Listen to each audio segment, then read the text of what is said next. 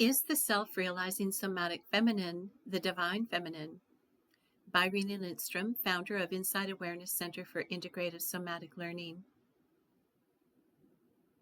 Organic connection to somatic feminine. Listening to a program by a host whose focus is on interviewing cult survivors, I sense my emotions rise and fall, and my critical thinking was triggered. Integrating this program for a couple of days led to a revelation in this morning's meditation. It was an experience of somatic sensing that stimulated mindfulness and grounding through the chakras.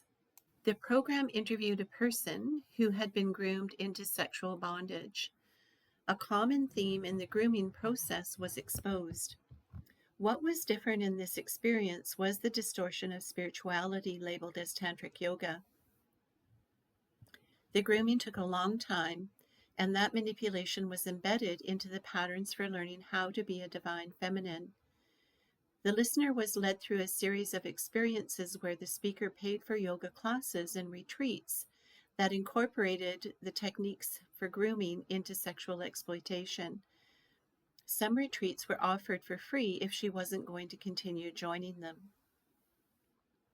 Once groomed, the sexual exploitation involved local members in the community outside the yoga membership.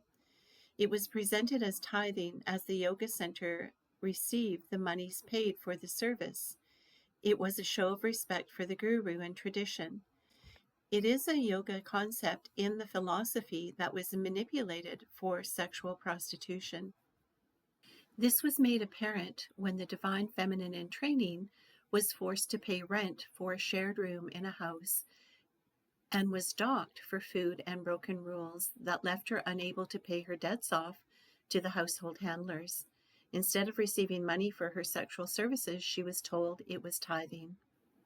This corrupted pathway led to initiation through advanced concepts that are set up for self-realization through organic and spontaneous patterns of self-discovery. It requires the space to be held for the path to unfold organically from within for inner realizations. Instead, she was led into experiences without doing any personal work that results in maturation through the somatic apprenticeship that leads to readiness for the next level of inner knowledge. I heard that she was a seeker jumping over personal work without realizing it. This lack of readiness made her vulnerable. This is the author's perspective based upon personal experience. Before listening to this interview, this author had enhanced self-care routines after spending 2 weeks visiting the hospital each day in support of a loved one. Combined with the energy of emotions and care before, during, and after, it was a precaution when sensing the energy drain. This included infrared light technology. There was an infrared sauna every couple days, alternating with infrared lights from all angles and on the face. Each session was a minimum of 30 minutes. It led to a trance-like meditation that was a somatic experience versus a mindfulness meditation.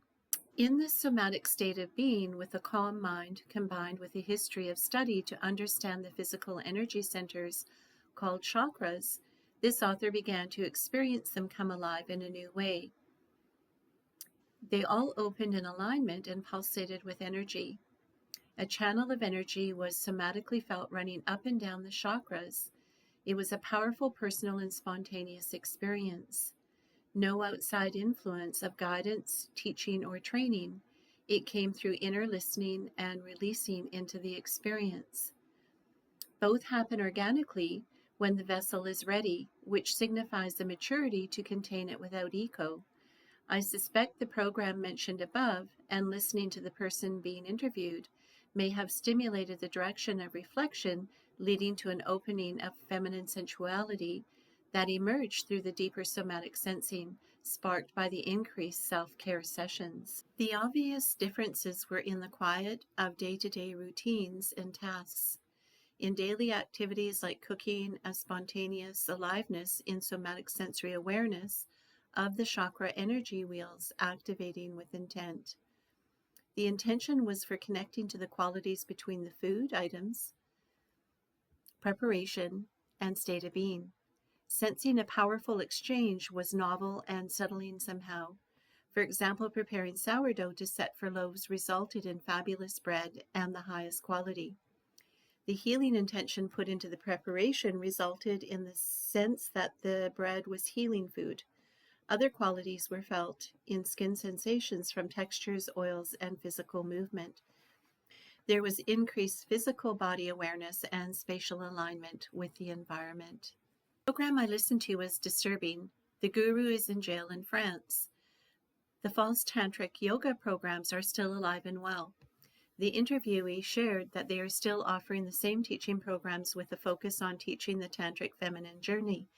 Listening to the explanation of their teaching programs, I recognize the steps on the journey for cultivating inside awareness from the patterns that came organically and spontaneously through my own personal practice.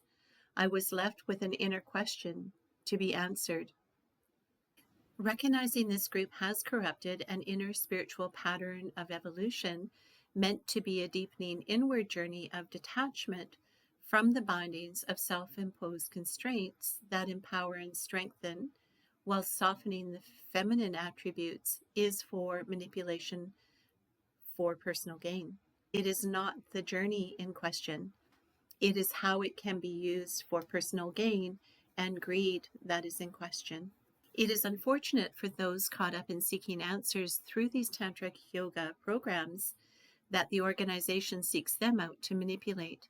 I am grateful to the host for sharing this episode and the interviewee for sharing their experience. It led to a deepening of my own personal interconnection to my feminine sensuality, commonly labeled as spiritual. As a somatic empath, rather than emphasizing a label like spiritual, I share that it is a deeper somatic experience that is a natural function of the human experience. It's not a star to reach for called blank, blank, blank question mark. For me, it isn't a label like tantric. It isn't even a label called spiritual. It's simply a function of connection and opening back up to the experience we were all born with.